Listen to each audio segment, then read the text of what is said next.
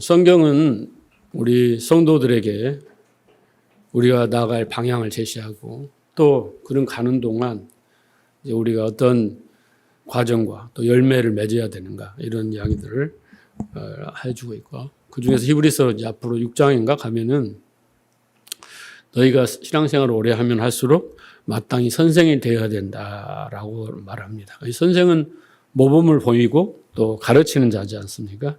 그런 자가 되어야 된다고 했습니다. 하나님의 말씀은 진리이기 때문에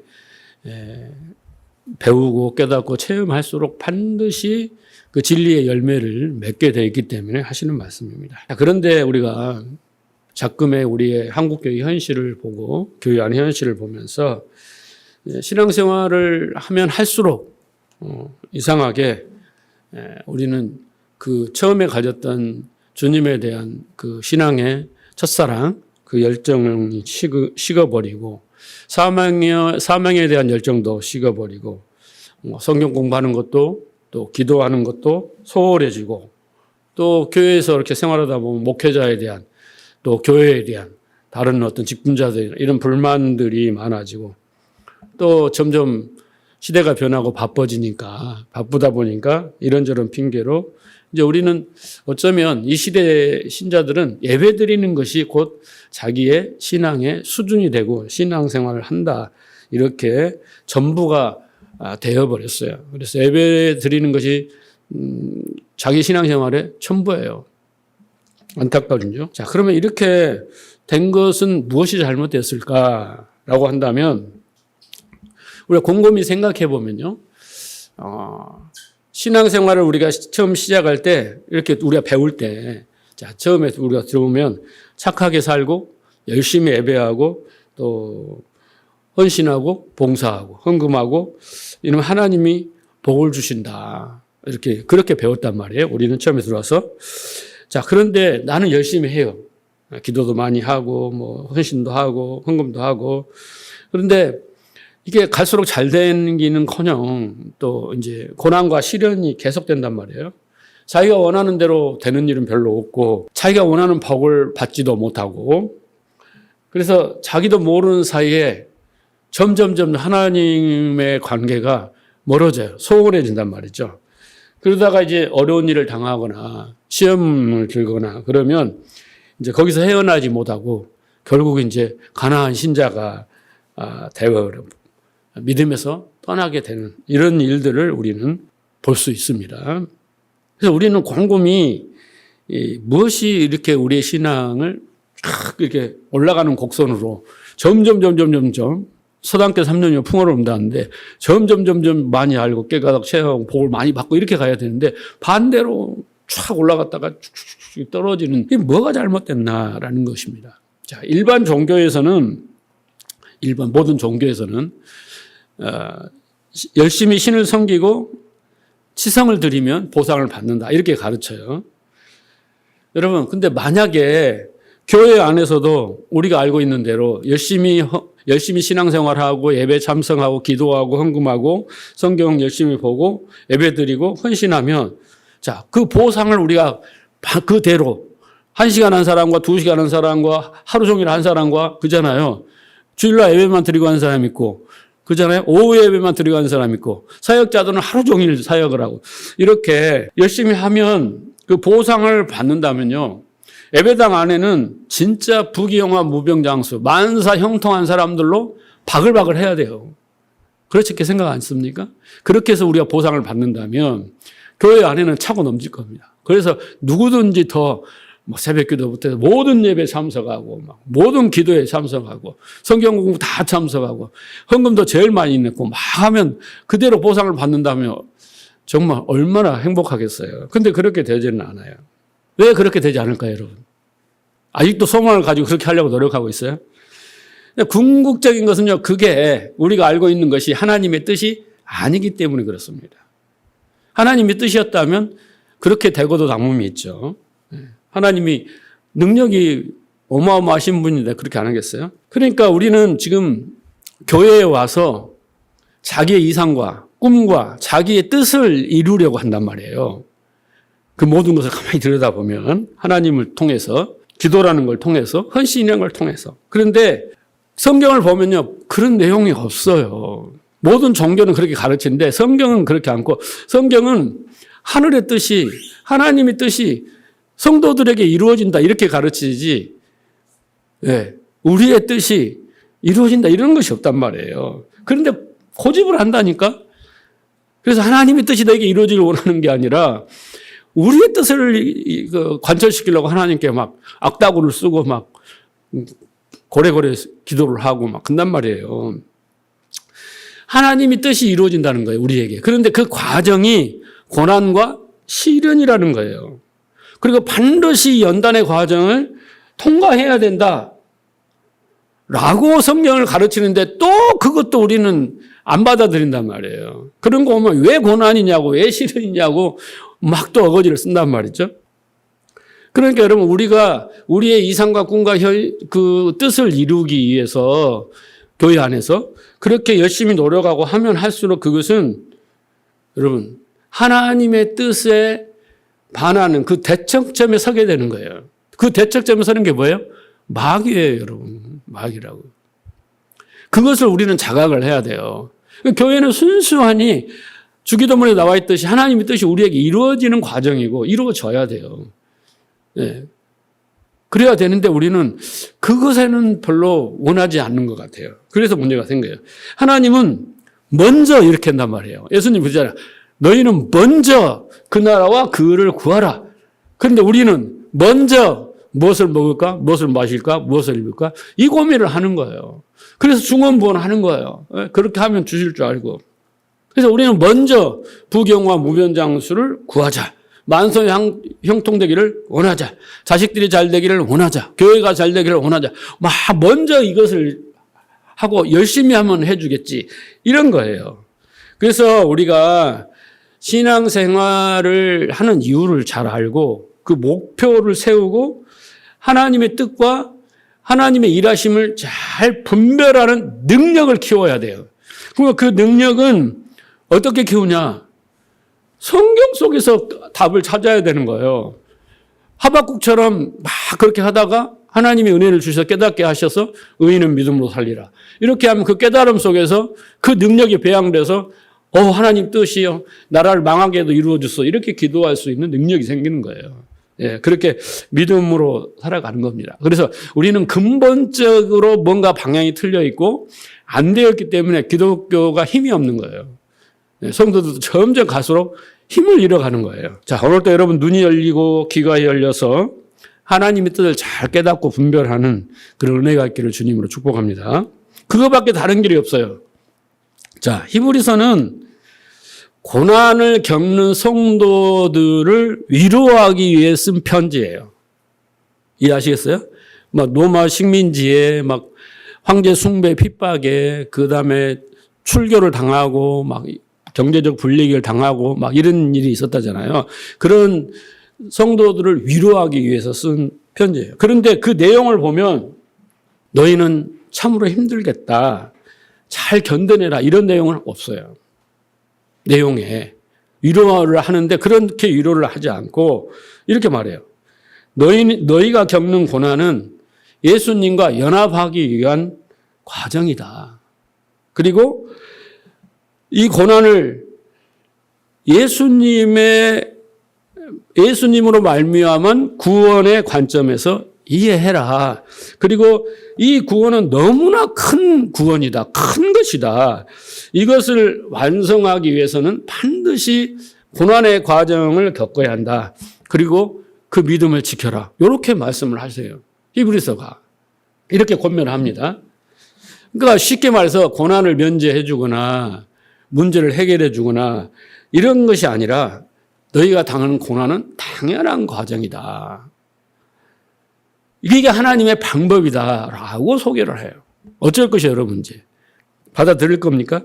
그래서 우리가 올바르게 가져야 할 관점은 하나님의 언약, 우리를 거룩하고 흠없게 하시겠다는 그 창세적 언약이라는 것을 목표로 하나님은 그것을 이루기 위해서 우리가 싫어하는 이 현실, 그 내 인생 왜 이렇게 지질구리 하냐? 그 인생, 그리고 이 세상의 역사, 이런 것들을 살게 하면서 그 속에서 우리로 하여금 깨닫게 하시고, 그 속에서 자기를 보게 하시고, 그 속에서 하나님 뜻을 분별하게 하면서 내가 거기에서 구별된 자로 나오게 만드시는 것이 하나님의 뜻이에요.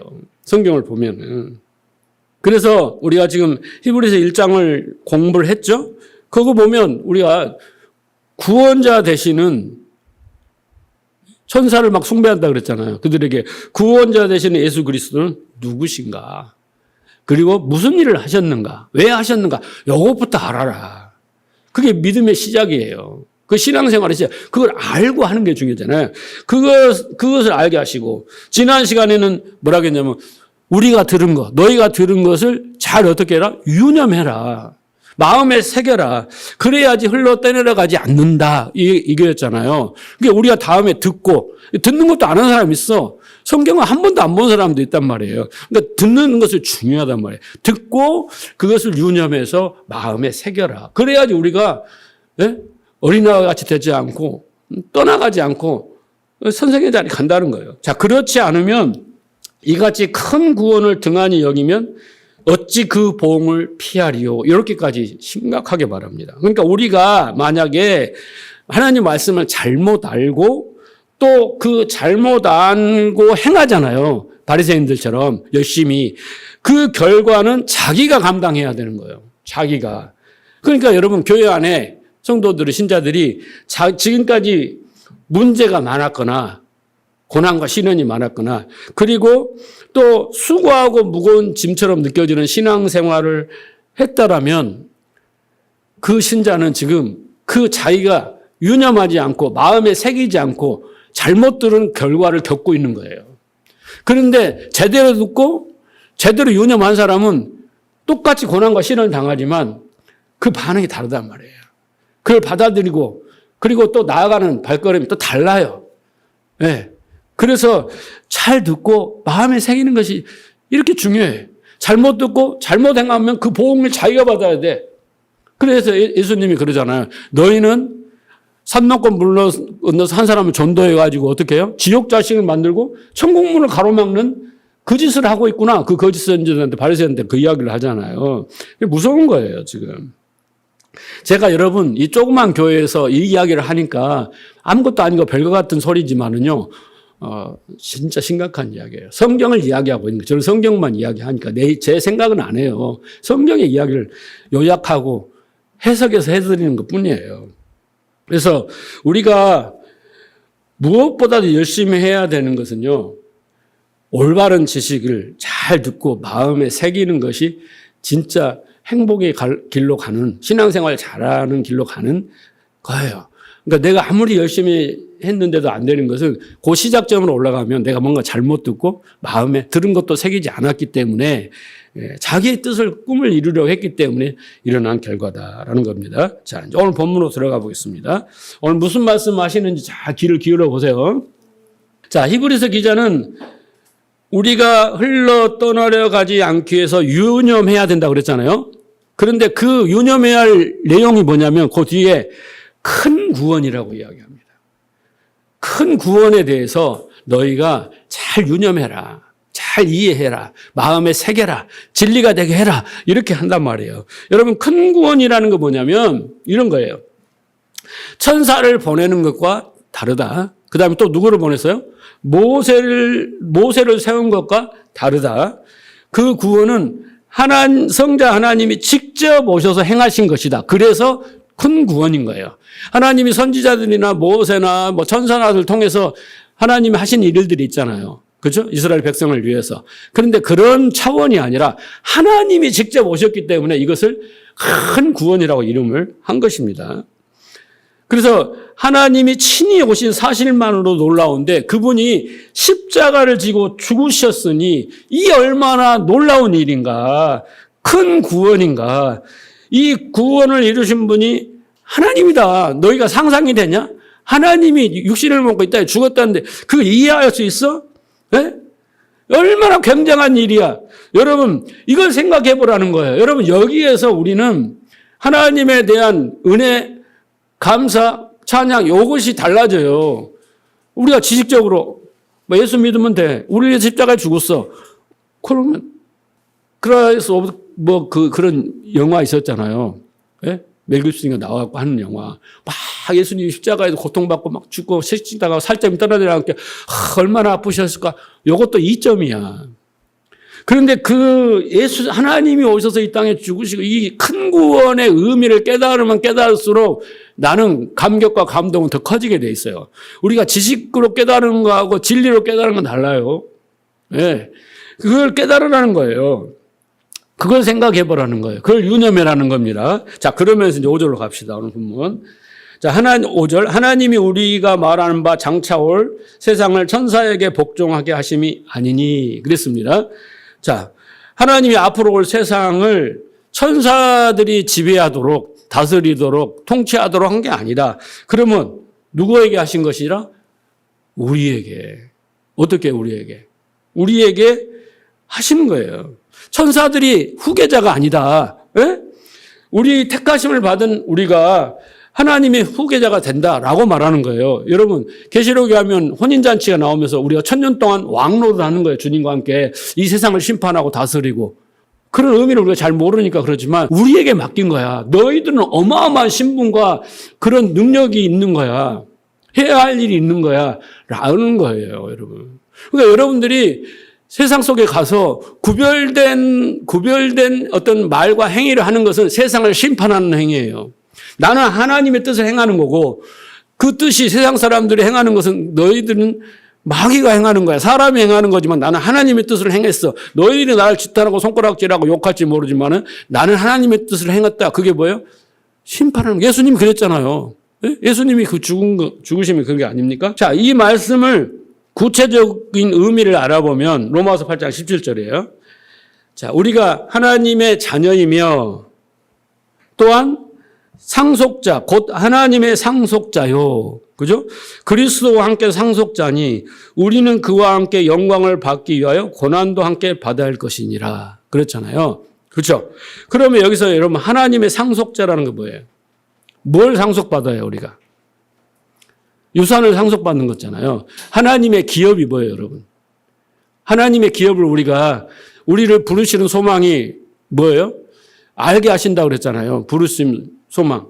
우리에게 주신 기업의 그 크심이라고 그랬잖아요. 근데 하나님이 우리에게 상속해 주시는 그 유산은 곧 뭐냐? 여러분 뭐겠어요? 하나님의 언약이에요. 네, 기업으로 우리에게 주신 것은 하나님의 약속이고요. 그죠? 그게 뭐예요? 하나님 나라입니다. 그것을 우리가 상속을 받아요. 자, 그런 거 보세요. 바울은 우리가 하나님의 상속자와 그리스도와 함께 상속자고 같이 받는다 그 말이고 그와 함께 영광을 받기 위하여 그랬잖아요. 영광을 받는다 그랬어요. 그 영광이라는 건 뭘까요, 여러분? 하나님 나라에서 그 임재와 그 종기에 동참하는 것인데 그 영광은요, 그 마지막 단계 뭐냐면 우리가 부활하여 영광스러운 몸으로 변화되는 것이 우리가 그와 함께 영광을 받는 거예요.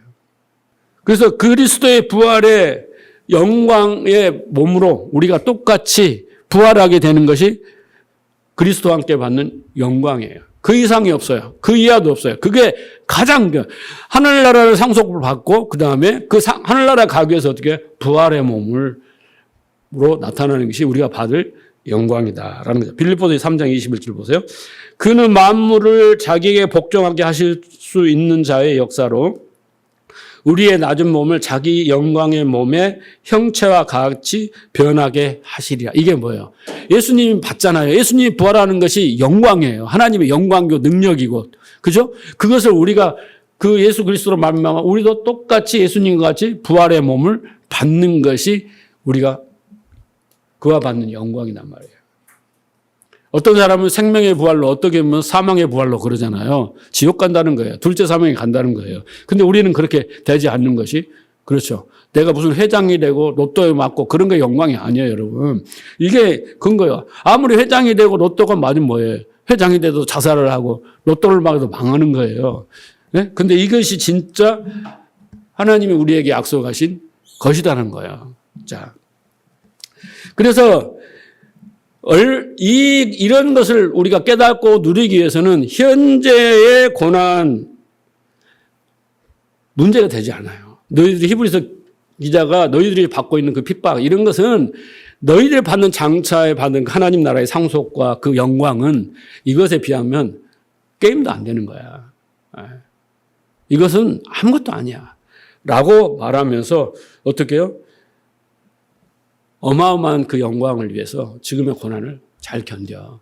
이렇게 강조하고 있습니다. 자, 그래서 그렇게 지금 저도 다 여러분을 감동시킬 만큼 이 큰 구원에 대해서 하나님 나라에 대해 상속에 대해서 영광에 대해서 다 설명 못하지만 대충 이렇게 설명할 수밖에 없어요. 제 깨달음이 거기밖에 없으니까. 그런데 그렇게 해서 깨달은 자들의 반응이 나오는 거예요. 6절입니다. 그러나 누군가 어디에서 증언하여 이르되 사람이 무엇이가 한데 주께서 그를 생각하시며 인자가 무엇이가 한데 주께서 그를 돌보시나이까. 이렇게 고백을 하게 된다는 거예요. 그러니까 결국은요, 여러분, 우리의 고백이 우리의 믿음이며 우리의 신앙의 수준인 거예요. 자, 이 말씀은 시편 8편 4절을 인용한 말씀입니다. 자, 대체 근데 여기 잘 봐야 돼요, 여러분. 여기에 함정이 있습니다. 이 문자적으로 이렇게 잘못 보면 대체 제가 뭐라고 이렇게 하나님이 정성과 능력을 쏟아 부으십니까? 내게 이렇게 은혜를 주십니까? 라고 정말 하나님이 그 호의를 내게 베푸십니까? 라고 내가 그런 존재라도 된단 말입니까? 라고 보여질 수 있어요. 겉으로 문자적으로 보면. 근데 그게 아니라는 거 여러분 잘 아셔야 돼요. 쭉 말씀을 듣다 보면. 어쨌든 다윗이 이 고백을 하게 됩니다. 이 고백을 하게 돼요. 그런데 다윗이 이 고백을 하게 된 이유는 뭘까? 왜 이런 고백을 하게 했을까라는 거예요. 자, 사무엘하 7장을 한번 가보겠습니다. 자, 이 고백은 다윗이 하나님을 위해서 성전을 지으려고 했어요. 나라가 좀 안정이 되고 이제 정착을 하면서 자기의 궁을 다 짓고 미안하니까 하나님의 성전을 지으려고 할 때 하나님이 나단에게 말씀을 해주시고 이제 나단을 통해서 너는 안 돼, 하지 마 이렇게 말씀하시면서 이제 하나님께서 이미 다른 계획을 가지고 계셔. 그래서 이제 그걸 이야기해 주는 거예요. 자, 7장을 보세요.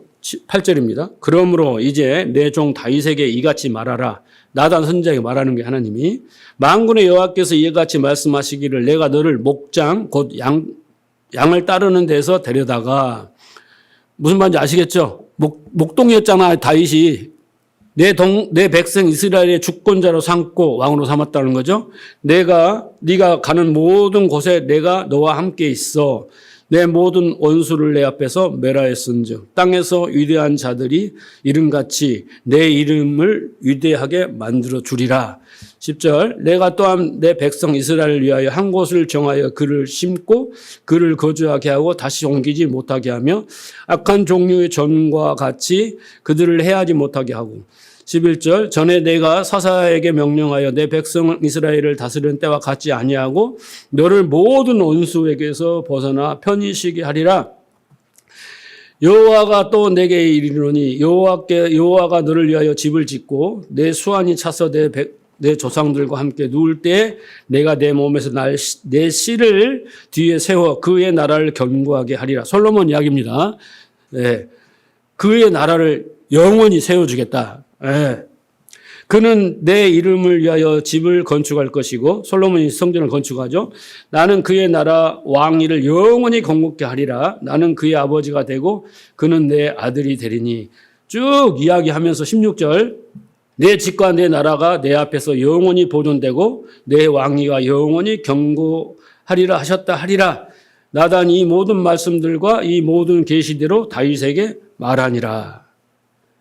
자, 그랬을 때 다윗 왕이 18절 보세요. 여호와 앞에 들어가 앉아서 이르되 주여 나는 누구요며 내 집은 무엇이기에 나를 여기까지 이르게 하셨나이까. 주 여호와는 주의 종을 아시오니 다윗이 다시 주께 무슨 말을 하오리까. 주의 말씀으로 말미암아 주의 뜻대로 이 모든 큰 일을 행하사 주의 종을 알게 하셨나이다. 그런즉 주 여호와여 이름으로 주는 위대하시니 우리 귀로 들은 대로 주와 같은 이가 없고 주 외에 신이 없음이다.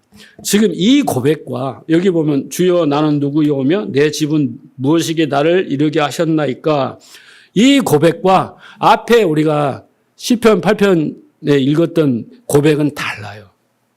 다 이제 똑같은 고백인데 다릅니다. 어쨌든 이 어마어마한 언약을 하나님 주십니다. 다윗에게 성전을 지으려 하니까 그러면 나는 이미 계획을 가지고 있다 그러면서 내가 너를 불러서 어떻게 복을 주고 지켜주며 이제는 네 아들이 태어날 텐데 그 아들이 세운 나라를 내가 영원히 다 지켜줄 거고 그다음에 그 아들이 성전을 짓 것이고 내가 어떻게 복을 줄 것인가 딱 했다고 이야기를 했다고. 다윗 18절부터 내가 누구인데 이렇게 복을 주십니까? 그러면서 주의 종을 알게 하셨나이다. 그런데 여기에 이제 함정이 있는 거예요. 이는 여러분 우리 귀로 들을 대로 주와 같은 이가 없고 주의 신이 없나이다. 여기가 함정이 있는 거예요, 여러분. 그 앞에 고백은 엄청난 고백이고 이건 개인적인 고백인데 귀로 들은 고백과 진리를 깨닫고 난 고백은 차원이 다르다는 것을 여러분 아셔야 돼요. 자, 보세요.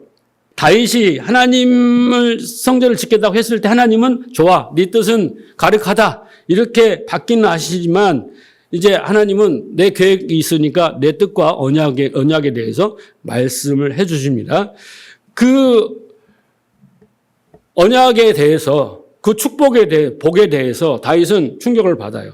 자, 그런데 귀로 들은 대로 고백을 합니다. 여러분, 욥이 어떻게 고백합니까? 처음에 고백할 때. 내가 귀로만 들었사온 이렇게 고백하잖아요. 그랬을 때는 여러분, 그 앞에 욥이 했던 말과 고백들이 거기입니다. 지식으로 알고 있는 하나님에 대해서 인과응보, 사필규정 그잖아요. 예? 그런 권선징악의 하나님을 알 때 그 친구들과 하는 고백과 그 뒤에 42장에 와서 내가 이제 눈으로 뵀사옵니다라고 고백은 천지 차이예요. 지금 다윗도 똑같은 거예요, 지금. 예? 그래서 베드로가 여러분 보세요. 16장에서 마태복음 16장에서 주는 그리스도 살아계신 하나님의 아들이라고 하나님이 알려주셔서 이것을 알게 하는 하나님에 대해서 그렇게 고백을 하는 맞는 고백이에요. 그런데 베드로가 뒤에 가서 어떻게 합니까? 예수를 저주하고 3번이나 부인하는 거 어떻게 그럴 수가 있어요, 여러분? 욥도 마찬가지고 다윗도 마찬가지고 이것을 여러분 잘 이해를 하셔야 돼요. 이런 것은 발견할 수가 없는 것이에요. 왜 이들이 이렇게 전후가 달랐을까? 이걸 잘 아셔야 되는 거예요. 자, 보세요. 다윗이 골리앗을 물리치고 어마어마한 영토를 확장을 합니다. 사울을 2번이나 죽을 기가도 죽이지 않습니다. 그리고 하나님을 성전을 짓겠다고 합니다. 자, 그런데 우리가 그런 다윗을 보면요. 표면적으로 보면 이 사람 믿음을 좋고 하나님을 사랑한다라고 하지만은 그건 오해입니다. 그건 오해예요. 왜냐하면 다윗이 이제 사무엘 우리가 7장을 읽었잖아요. 이 언약을 지금 또 들었잖아요. 근데 좀 지나가지고 이제 전쟁이 다 끝나고 이런 상황에 다윗이 사무엘 12장에 무슨 짓을 하냐면 우리아 장군 아내 밧세바를 범합니다. 그리고 그것을 죄로 여기지 않습니다. 그리고 심지어 우리아 장군을 전쟁터에 내보내고 죽여버립니다. 죽게 만들어버립니다. 어마어마한 죄를 짓는 거죠. 그러니까 이게 왕이라는 인간의 왕이라는 자가 갖는 죄성이 이거예요. 이해하시겠습니까? 하나님이 베푼 은혜에 대해서 인간은 감사합니다.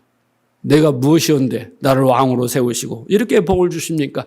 이게 죄성이 가진 인간의 고백인 거예요. 그런데 하나님은 다윗이 밧세바를 범함으로 말미암아 그 실체를 폭로하는 거잖아요. 그런데 그럼에도 불구하고 자기는 괜찮은 존재인 거예요. 왕이니까.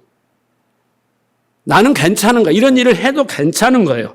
예? 사람을 교사해도 괜찮고 범해도 괜찮고. 그게 뭐가 죄가 되겠어? 나는 왕인데 그것이 바로 하나님이 우리에게 보여주고자 하는 다윗인 거예요. 다윗이 성군이라고 나중에 그렇게 됐지만 그렇단 말이죠. 그래서 다윗이 왕으로, 이스라엘 왕으로 등장하는 것은 그 다윗 안에 우리가 다 들어있습니다. 여러분, 죄가 뭔지 아세요? 내가 왕으로 사는 거예요. 내가 스스로 하나님이 되어서 모든 것을 판단하고 결정하고 선악을 분별하고 사는 게 뭐예요? 왕이에요. 그게 바로 죄성이라고요. 그게 다윗이 그랬다니까요. 그 앞에서는 어마어마한 언약을 받고 어마어마한 고백을 하면서도 나중에는 지 할 일을 다 하면서 이건 뭐 이 정도 왕이 하는 거 아니야? 남들 다른 나라 왕들은 뭐 죽이기까지 하고 어쩌고 저쩌고 이렇게 이야기하는 거죠. 그래서 사람들은 왕이 되고 싶어요. 다윗처럼 왕이 되고 이스라엘도 다윗이 그 왕처럼 다윗이 생긴 나라처럼 그렇게 하고 싶어하는 것이 그 인간이죠. 그게 사람이 그러잖아. 요즘 여러분 그 트럼프를 보면은 가만히 보면은 다른 대통령이 하지 않았던 어떤 일들을 하면서 막 균형이 깨어지고 막 파열음이 나고 많은 나라들이 경제적으로 타격을 받고 막 불이익을 당하고 다른 나라의 돈을 막 끌어다가 자기 나라 막 관세를 붙여서 자기 나라를 배부르게 만드는 이거 미국이 조심해야겠네. 이거 하는 짓이 아니거든요. 그런데 왜 그렇게 하냐 말이죠. 이건요, 스스로 왕이 되고 싶고 스스로 어떤 영광을 취하려는 인간의 죄성에서 나오는 거예요.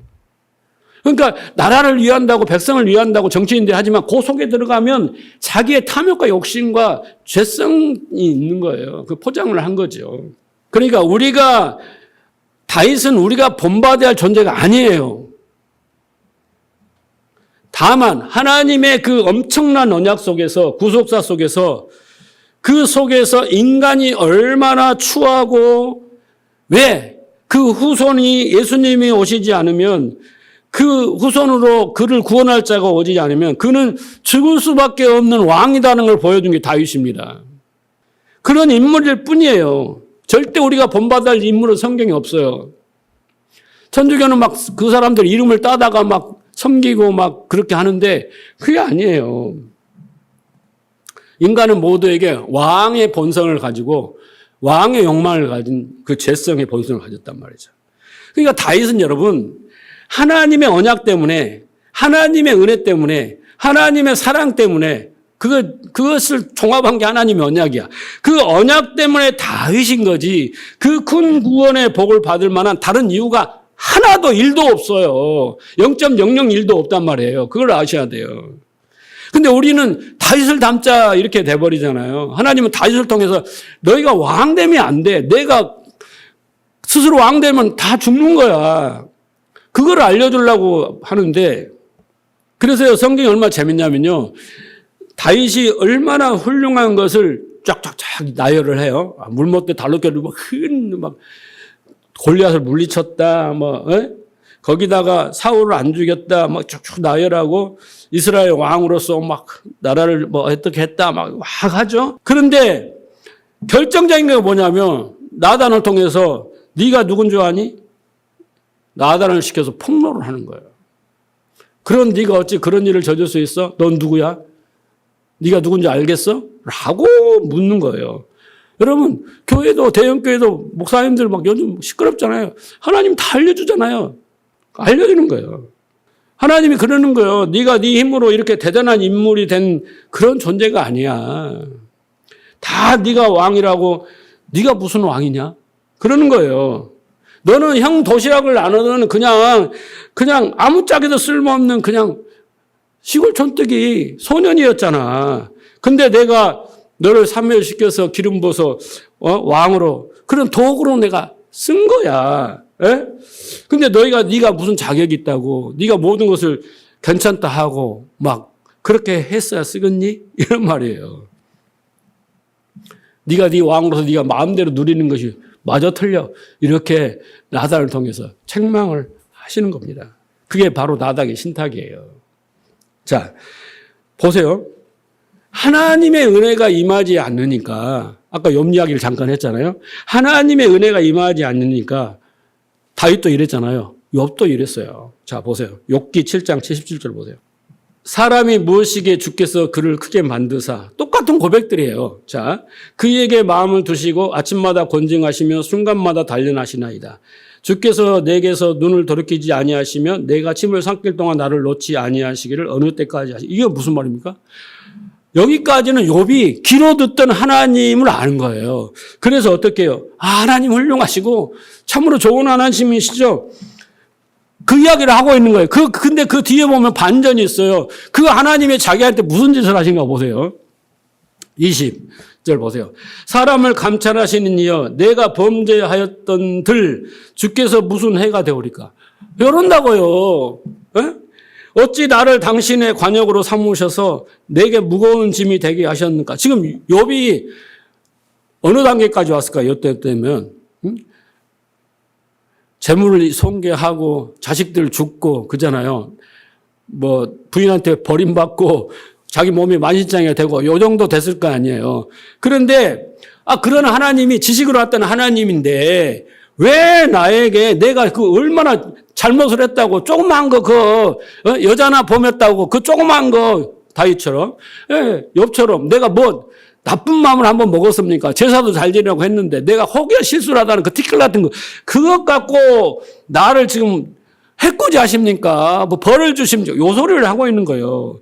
어찌하여 나를 관역으로 삼으셔서 내게 무거운 짐이 되셨나이까? 주께서 어찌하여 내 허물을 사하여 주시지 아니하시며 내 죄악을 제거하지 버리지 아니하시나이까? 내가 이제 흙에 누우리니 주께서 나를 내서 찾을지라도 내가 남아있지 않아. 이거 뭐야? 꼬장 부리는 거예요, 이게. 자, 내가 누워버리겠다.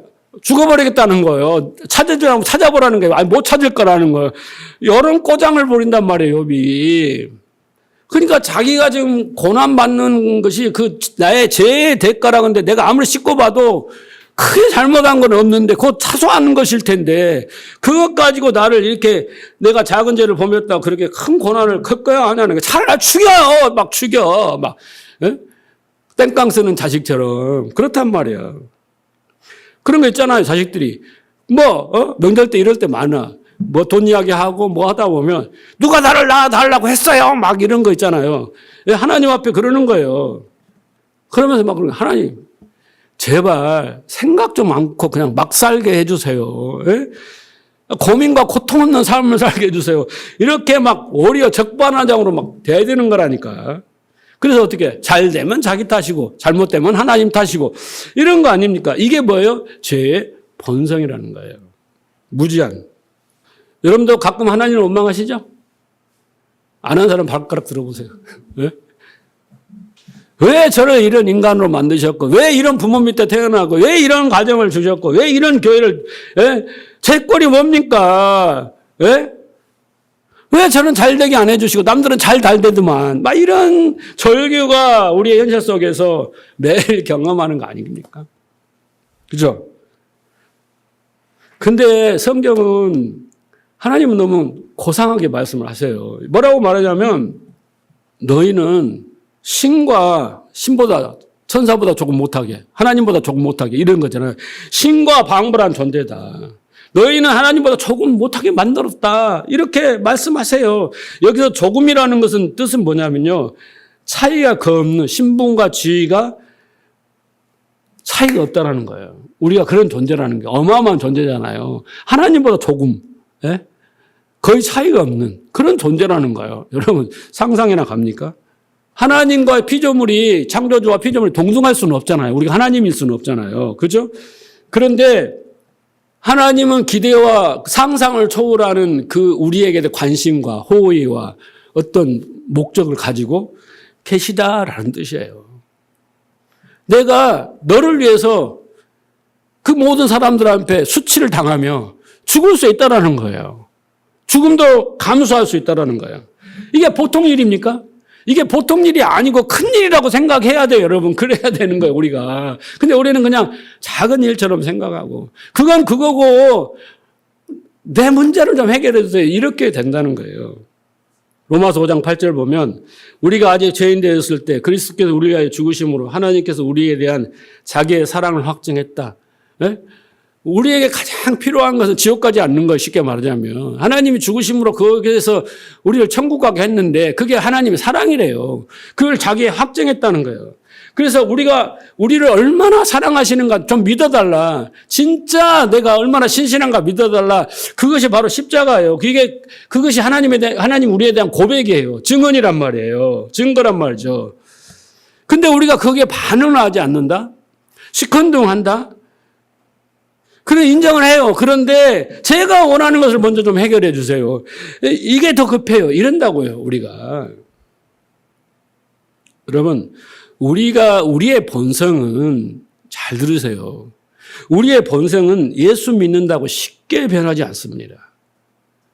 여러분, 어제나 오늘이나 동일한 신자들이 얼마나 많은지 몰라요, 교회 안에. 그죠? 5년 전이나 3년 전이나 10년 전이나 변하지 않아요. 그리고 스스로 변하려고 해봐야 그 작심삼일입니다. 안 변해요. 그래서 예수가 내 안에 들어오시는 거예요. 그리고 들어오셔서 뭐랍니까? 나를 죽이는 거예요. 내 옛사람을 예수님은 계속 내 안에 죽이는 거예요. 그 변하지 않는 그를 끊임없이 나와 싸우면서 나를 설득하면서 나를 죽이시는 거예요. 근데 예수님이 먼저 죽잖아요. 예수님이 먼저 죽으시고 너도 나같이 죽어야 돼. 그러면서 내 안에 와서 죽이는 거예요. 그래서 예수님이 나를 안에서 죽인단 말이에요. 그것을 통해서 내가 죽어야 할 대차하고 내 안에는 죄의 본성이 있고 그것이 은혜다는 것을 깨달아야 되는 거예요.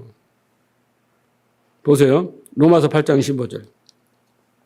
너희는 다시는 무서워하는 종의 영을 받지 아니하였고 양자의 영을 받았으므로 아버지라 부르짖는다. 성령이 친히 우리의 영으로 더불어 우리가 하나님의 자녀인 것을 증거한다. 여러분 잘 들어보세요.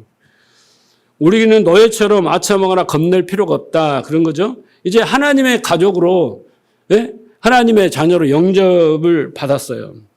이제는 우리가 뭐냐면 하나님의 자녀답게 하나님을 아버지라고 부르며 하나님 자녀답게 이제 살아야 되는데 성령께서 우리의 마음 깊은 곳에 와서 말씀을 하시고 그것을 너는 하나님의 자녀야 라고 막 가르치시고 깨닫게 해주시면서 내 옛사람을 죽이면서 막 해주시면 뭐라고 그랬어요? 아버지라고 부르게 하고 하나님의 자녀인 것을 증거해 주신대요. 너 하나님 자녀야, 하나님의 자녀야. 의심을 버려. 하나님의 자녀, 하나님 너를 사랑하셔. 계속 해 주신다는 거예요. 그래야지 우리가 그렇군요 라고 알게 된다는 거예요. 스스로 아는 게 아니란 말입니다. 그래서 하나님은 구원받은 자들의 아버지가 되시고 우리가 아버지라고 부를 수 있게 설득하시고 이해시키시고 확신하고 신뢰하게 만들어요. 그래야지 하나님과 화목하게 된단 말입니다. 자, 에베소 1장 17절을 봅시다. 우리 주 예수 그리스도 하나님 영광의 아버지께서 지혜와 계시의 정신 성령입니다. 너에게 주사 하나님을 알게 하시고, 그죠? 제일 중요한 건 하나님을 알아야 되는 거예요. 너희 마음의 눈을 밝히사 그의 부르심의 소망이 무엇이며 성도 안에서 기업의 영광의 풍성함이 무엇이며 그 힘의 강력으로 역사하심을 따라 믿는 우리에게 베푸신 능력의 지극히 크심이 어떤 것인 것을 너희로 알게 하시기를 구하노라. 바울은 알았다 몰랐다? 알았다. 이거 알고 나니까 나 율법주의에서 벗어났다. 이거 알고 나니까 구약을 다 이해하겠더라. 이거 알고 나니까 모세오경을 다 깨뚫었다. 이게 되는 거예요. 하나님의 언약을 알았다. 이렇게 되는 거예요. 그러니까 너희도 알아야 나처럼 이 이야기를 하는 거란 말이에요. 그죠? 그리고 마지막에 뭐라고 합니까? 22절. 또 만물을 그 발에 복종하게 하시고 그 만물 위에 교회의 머리로 주셨으니 교회는 그의 몸이니 만물 안에서 만물을 충만케 하시는 자의 충만이라 그랬습니다. 그러니까 이런 거예요. 자, 부모 자식 간이라는 관계를 부족해서 하나님은 너는 내 몸이야. 교회는 내 몸. 교회는 뭐예요? 몸 아닙니까? 머리는 그리스도고. 그러니까 너는 내 몸이야. 몸뚱이야. 나는 머리고. 이렇게까지 표현을 하시는 거예요. 그러니까 교회로 모인 우리를 그리스도의 몸이다, 내 몸이다 라고까지 말하는 거예요. 머리와 몸은 분리될 수 있어요, 없어요? 분리되면 죽잖아요. 분리될 수 없는 겁니다. 자, 그리고 뭐라고 합니까? 자, 뭐라고 그래요? 마지막에? 만물 안에서 만물을 충만케 하시는 자의 충만이니라. 뭐가? 교회가 하나님의 충만이래요. 그 말은 무슨 말입니까, 여러분? 하나님의 충만, 하나님의 만족, 하나님의 기쁨, 하나님의 행복은 뭐냐? 교회라는 거예요. 교회를 통해서 하나님은 충만해지신다는 거예요. 예? 우리 없이 하나님은 홀로 충만할 수가 없어요. 홀로 만족하심이 없다라는 거예요. 교회를 통해서만 하나님은 충만해지신다는 거예요. 충만해지신다는 거예요. 여러분, 자식을 길러보면 누구나 공감하는 대목이에요. 뭔 말입니까? 자식이 행복해야 내가 행복하다. 이게 부모 마음 아닙니까? 자식이 행복할 수 있다면 내가 무슨 손해라도 감수하겠다. 이게 부모 마음 아닙니까? 이게 하나님 마음이에요. 그런데 여러분, 성경은 지금 이렇게까지 이야기하는데 우리는 못 알아듣습니다. 이게 안타까운 현실이에요. 못 알아듣는다니까요, 지금. 못 알아들어요. 그러면서 한다는 게 뭐냐면 우리가 투정을 부립니다. 그래서 우리의 믿음의 신앙생활은 늘 아슬아슬해요. 넘어지고 쓰러지고 시험 들고 낙심하고 투정 부리고 그렇습니다. 그런데 하나님이 너 살 대로 놔둬라, 살아버려라 이렇게 놔두지 않는 거예요. 왜? 어린아이 같이 그런 바보처럼 놔두지 않으시는 거예요. 왜? 하나님이 내가 약속을 했거든. 너희를 온전한 사람으로 내가 만들겠다. 약속을 했거든. 그래서 어떻게 해요? 우리에게 하나님을 알게 하시고 사랑을 알게 하시고 언약을 알게 하시고 알게 하고 에베소 1장 17절에 보면 계속 알게. 그게 아는 게 중요하단 말이에요. 그러니까 여러분, 뭐 하나님 사랑 뭐 어쩌고 해서 내가 하나님에서 뭐 어떻게 하겠어. 그런 거 하지 마시고, 그리고 또 하나님의 방법으로 고난을 주신데 그거 시비 걸지 마시고 아는 것을 목표로 삼으십시오. 이 에베소 1장 17절처럼 하나님을 알고 하나님이 부르신 소망을 알고 그 기업의 그 약속으로 지금 풍성함을 알고 하나님이 지키신 능력을 알고 알아야 우리가 거기에서 반응을 한다니까요. 믿는다니까요. 자, 다시 보세요. 처음에 고백으로 가면 6절의 고백으로 가면 다윗이 고백합니다. 사람이 무엇이기에 주께서 그를 생각하시고 인자를 무엇이기에 주께서 그를 돌보시나이까. 근데 여기 보세요. 이제 이해가 가실 거예요. 사람이 무엇이기에 저를 생각하시고가 아니에요. 뭐예요? 그를 생각하시고요. 3인칭, 아우토소 3인칭이란 말이에요. 인자가 무엇이기에 주께서 그를 돌보시는. 여기서는 그는 누굴까요? 우리가 아니에요. 다윗의 고백한 것은 지금 누구냐면 예수 그리스도를 이야기하는 거예요. 이 말씀이 시편 8편 4절에 인용됐다 그랬죠. 그러니까 여러분, 예수 그리스도로 말미암아 구원하실 것을 다윗이 진정으로 깨달았어요. 사무엘 하 7장에서는 깨닫지 못해서 밧세바를 범하는 죄를 범한 그 왕, 죄의 본성을 저질렀지만 그 위에 다윗이 이제 깨달은 거예요. 그래서 다윗의 시편은 하나님의 찬양, 그 영광을 칭송하는 내용으로 수록합니다. 안 거예요. 예? 바울이 말한 것처럼 지혜와 계시형을 받아서 안 거예요. 하나님이 계획을 하고 하나님의 언약을 하고 하나님의 방법을 하고 다 한 거예요. 이런 거였어. 그래서 내 인생을 이렇게 살아왔어. 17년 동안 왕이 되기 전에 17년 동안은 사울에게 쫓겨다닌 거야. 그렇죠? 자식에게 쿠데타에게 자식에게 고통받으며 많은 속에 자신이 실제로 범죄하며 이 과정 속에 다윗이 안 거예요. 하박국도 안 거죠. 욥도 안 거죠. 이제 눈으로 뵀다 그랬잖아요. 바울도 안 거죠. 아는 자들이 진정한 믿음의 소유한 거예요. 오늘 여러분 에베소 1장 17절 이하의 기도 제목이 여러분에게 이루어지면 여러분은 아는 자가 되는 거예요. 이렇게 진정한 고백이 되는 거예요. 그래서 아버지의 은혜를 자랑하고 찬송하는 자가 되는 거예요. 내가 아버지 앞에 자랑스러운 자가 되겠다가 아닌 거예요, 여러분. 예, 그 지점으로 가면 안 돼요. 그래서 여러분도 지혜와 계시형을 주사 알게 하소서. 하나님을 알게 하소서. 하나님의 언약을 알게 하소서. 예? 하나님의 우리에게 주시는 기업의 풍성함을 알게 하소서. 부르심의 소망을 알게 하소서. 예? 하나님의 지킨 능력을 알게 하소서. 알면은 여러분 꼼짝을 못해요. 뭘 잘해야겠다가 아니라 그저 감사하고 묵묵해지는 거예요. 그것을 간직하고 그냥 견디면서 사는 거예요. 뭘 잘해라는 건 절대 아닙니다. 그래서 눈이 열리고 귀가 열리고 마음의 문이 열려서 여러분 그 은혜의 영광, 은혜와 영광을 찬송하는 그 자리에 서시기를 주님으로 축복합니다.